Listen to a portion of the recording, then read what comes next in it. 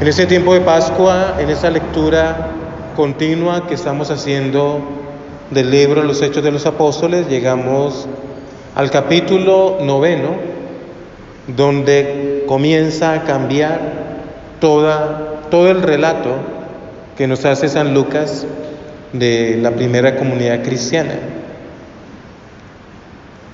Y la conversión de Saulo es un hecho tan importante en la iglesia, tan importante en su vida, que su predicación, su misma vida, va a ser algo definitivo, y tan definitivo para nosotros que por la predicación de Pablo, que como vamos a ver más adelante, se dedica a evangelizar a los no judíos. Nosotros pues no somos judíos, y a través de los siglos pues nos ha llegado la predicación por esa acción de Pablo, que lleno del Señor, lleno de esa radicalidad del Señor,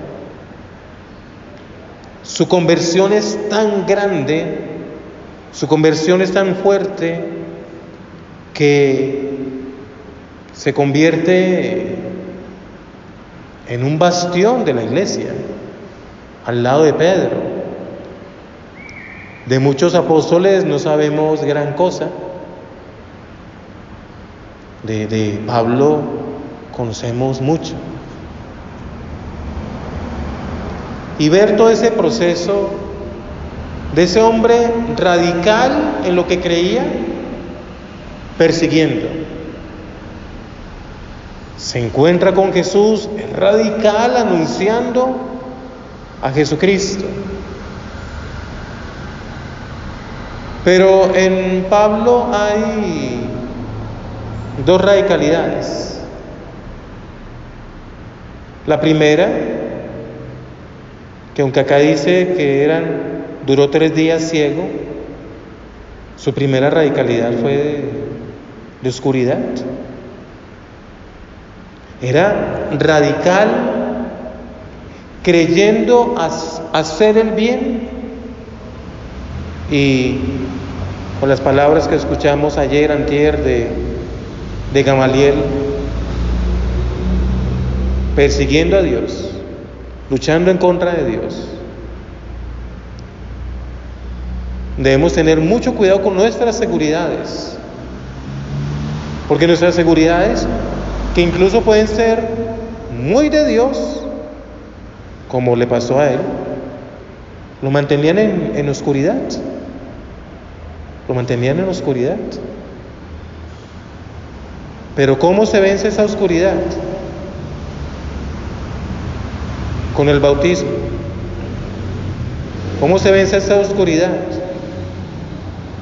Con un enviado de Dios, Ananías, que le dice: hermano Saulo, el Señor Jesús, que se te apareció cuando venías por el camino, me ha enviado para que recobres la vista y seas lleno del Espíritu Santo. Solamente llenos del Espíritu Santo podemos tener la luz de Dios. Podemos tener la luz de Dios.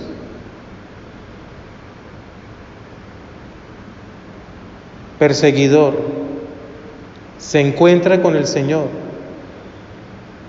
se llena de oscuridad, recibe el bautismo y comienza a proclamar la síntesis más grande de toda la iglesia.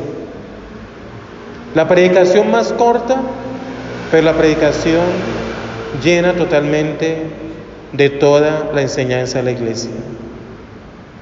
Se quedó unos días con los discípulos en Damasco y luego se puso a anunciar en las sinagogas que Jesús es el Hijo de Dios. Que Jesús es el Hijo de Dios. Y si vamos a leer sus cartas, ¿qué más nos va a decir San Pablo? Nos va a hablar del Espíritu Santo, nos va a hablar del señorío de Jesús, nos va a hablar de vida nueva, va a hablar de conversión. ¿Y cómo Pablo se mantiene en todo esto? ¿Cómo su conversión, que transforma su vida y transforma la vida de la iglesia y transforma todo? Porque usted y yo hemos conocido conversiones espectaculares. El más malo fue a un retiro y se convirtió. ¿Y cuánto le duró? ¿Cuánto le duró? Muchas veces no duran mucho. ¿Qué pasó con San Pablo? ¿Y qué pasa con la persona que se convierte y sigue dando testimonio que Jesús está vivo, hablando de la Eucaristía, hablando del Espíritu Santo, toda la doctrina de la iglesia que San Pablo nos regala? El Evangelio no lo ha dicho. El que come mi carne y bebe mi sangre, habita en mí y yo en él. 1 Corintios capítulo 11, San Pablo nos lo va a recordar. Yo recibí una tradición, que el Señor Jesús, el día en que iba a ser entregado, tomó el pan, lo partió y lo dio a los discípulos. Tomó la copa y la repartió a los discípulos. Y San Pablo vivió de la Eucaristía. Y su conversión, y su predicación, y su fidelidad, y en medio de su debilidad, y que el Señor le dice: te basta en mi gracia, solo sostenido por la Eucaristía. En los Hechos de los Apóstoles y en sus cartas vemos que él predicaba mucho, pero también vemos que se reunía la comunidad al partir el pan. Que nosotros hayamos llegado a nuestra conversión, pero solo se va a mantener esa conversión alimentados de la Eucaristía. Y en este capítulo 6 del Evangelio de San Juan, el Señor nos lo ha repetido muchas veces. Crean,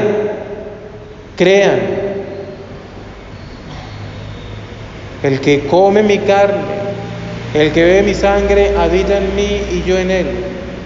Crean. Y solamente así se puede vivir. Estamos en Pascua, tenemos la gracia, tenemos la bendición, tenemos la vida, tenemos la salud. Disfrutemos a Jesús resucitado, que nos resucita cada día a través de la Eucaristía y nos llena de toda su misericordia. Amén.